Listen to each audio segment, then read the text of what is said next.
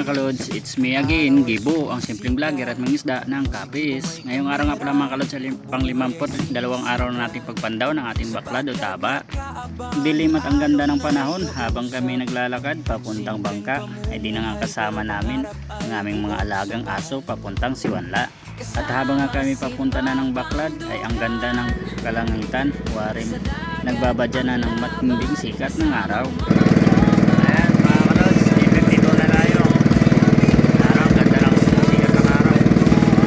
Ang ganda yung mataas, masikat yung araw. Ayan. At pagdating nga namin sa baklad, ay agad na kami umakyat. At dito sa amin ang gumungad, mga basurang kulabo tawag dito sa amin. At may isang patay na butiti, ito'y lumulubo na. At agad ko nang nilinisan at para maiangat na ang aming bunuan.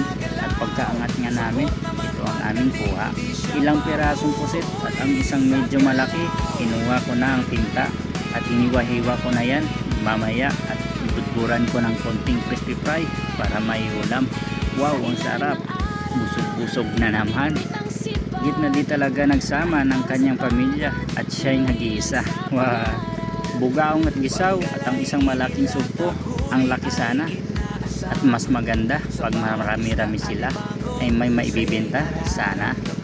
Pasag at iba pang lawang dagat, diretso na naman kami pauwi dahil pang ulam na naman ang aming huli.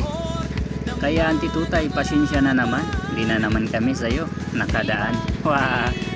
Pero kahit papano, huwag pa din natin kalimutan magpasalamat sa ating Poong may kapal sa biyayang bigay niya ngayong araw. Wala man tayong biyaya sa dagat ngayong araw, ang mahalaga ay maganda ang ating pakiramdam at masigla. Medyo nakakapanghina lang talaga kapag wala kita.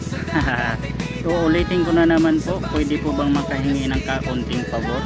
Paki-like o puso naman po at paki-share na din po. Malaking tulong na po sa amin yan mga content creator. Kaya kayo na po bahala tumapos nito ang aking video.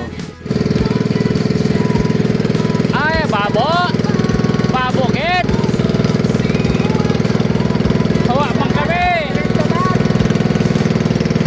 O koro, kwento inspirasyon mula dagat hanggang court, dala ang dedikasyon sa bawat video. Buhay totoo, isang simpleng tao pero astig na idolo. Kung gusto mo, pwede paranin itong gawing mahirap first o lagyan ng ketsitityo